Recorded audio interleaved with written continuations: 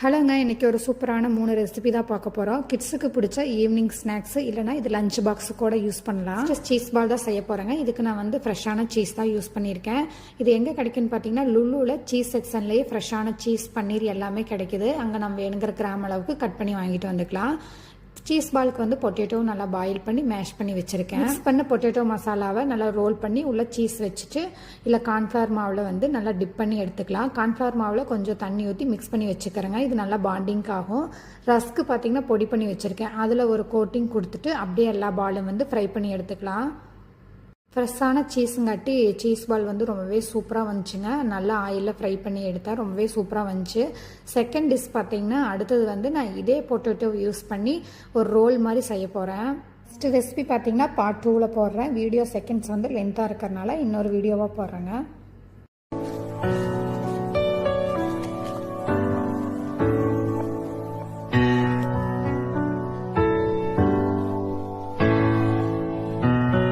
ஹலோங்க, இந்த வீடியோ பார்த்தீங்கன்னா பார்ட் 2. போன ரெசிபியோட கன்யூஷன் தான் இது. போன டைம் வந்து சீஸ் பால் செஞ்சுருந்தோம். அதே பொட்டேட்டோ மசாலா யூஸ் பண்ணி தான் இப்போ ஒரு காயின் பரோட்டா மாதிரி செய்ய போகிறோம். இந்த ரெசிபி காயின் பரோட்டா தான். இதுக்கு வந்து நல்லா சப்பாத்தி மாவு பிணைஞ்சு எடுத்துகிட்டு சப்பாத்தி நல்லா திரட்டி எடுத்துக்கலாம். இதில் அந்த பொட்டேட்டோ மசாலாவை ஸ்ப்ரெட் பண்ணி கத்தி வச்சு சின்ன சின்ன கட் பண்ணி எடுத்துக்கலாம். அதை வந்து நம்ம உள்ளங்கையில் வச்சு ப்ரெஸ் பண்ணுன்னா சின்ன சைஸ் காயின் பரோட்டா ரெடி. இதை எண்ணெயில் ஃப்ரை பண்ணி எடுத்துக்கலாம். கூடவே வந்து டொமேட்டோ சாஸ் வச்சு சாப்பிட்டோம்னா ரொம்பவே சூப்பராக இருக்குங்க. பார்ட் 3 வீடியோ வருது. இது இன்னொரு ரெசிபி. தேங்க்யூ. ஹலோங்க, இந்த ரெசிபி என்னென்னு பார்த்தீங்கன்னா, கிட்ஸ் ஈவினிங் ஸ்நாக்ஸோட last series 3rd recipe paneer veg roll. இது போன ரெசிபி. ஹலோங்க, இன்றைக்கி ஒரு சூப்பரான 3 ரெசிபி தான் பார்க்க போகிறோம். கிட்ஸுக்கு பிடிச்ச ஈவினிங் ஸ்நாக்ஸு இல்லைனா இது லஞ்ச் பாக்ஸு கூட யூஸ் பண்ணலாம். சீஸ் பால் தான் செய்ய போகிறேங்க. இதுக்கு நான் வந்து ஃப்ரெஷ்ஷான சீஸ் தான் யூஸ் பண்ணியிருக்கேன். இது எங்கே கிடைக்குன்னு பார்த்தீங்கன்னா, லுல்லுவில் சீஸ் செக்ஷன்லேயே ஃப்ரெஷ்ஷான சீஸ் பன்னீர் எல்லாமே கிடைக்குது. அங்கே நம்ம வேணுங்கிற கிராம் அளவுக்கு கட் பண்ணி வாங்கிட்டு வந்துக்கலாம்.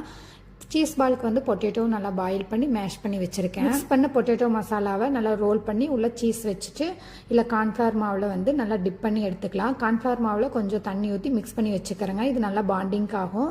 ரஸ்க்கு பார்த்திங்கன்னா பொடி பண்ணி வச்சுருக்கேன். அதில் ஒரு கோட்டிங் கொடுத்துட்டு அப்படியே எல்லா பாலும் வந்து ஃப்ரை பண்ணி எடுத்துக்கலாம். ஃப்ரெஷ்ஷான சீஸுங்காட்டி சீஸ் பால் வந்து ரொம்பவே சூப்பராக வந்துச்சுங்க. நல்லா ஆயிலில் ஃப்ரை பண்ணி எடுத்தால் ரொம்பவே சூப்பராக வந்துச்சு. செகண்ட் டிஷ் பார்த்திங்கன்னா, அடுத்தது வந்து நான் இதே பொட்டேட்டோ யூஸ் பண்ணி ஒரு ரோல் மாதிரி செய்ய போகிறேன். ஃபஸ்ட்டு ரெசிபி பார்த்திங்கன்னா பார்ட் 2ல் போடுறேன். வீடியோ செகண்ட்ஸ் வந்து லென்த்தாக இருக்கிறனால இன்னொரு வீடியோவாக போடுறேங்க.